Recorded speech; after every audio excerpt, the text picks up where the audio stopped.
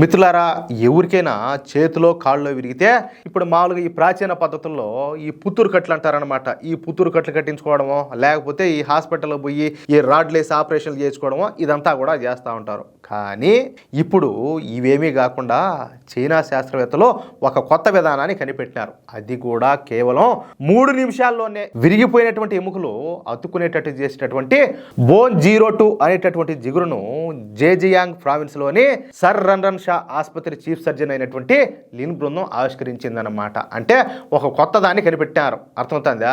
నీళ్లలో ఈ బ్రిడ్జిలకు ఆల్చిప్పలు బలంగా అతుక్కోవడాన్ని పరిశీలించి ఈ జిగురును డెవలప్ చేశారంట. చూడండి, దాంట్లో ఏం కనిపెట్టారో మరి. 150 మంది పేషెంట్ల పైన దీన్ని ప్రయోగించి చూస్తే సంప్రదాయ పద్ధతుల కంటే మెరుగ్గా పనిచేసినట్టు ఈ వైద్య బృందం అయితే తెలియజేసింది అనమాట.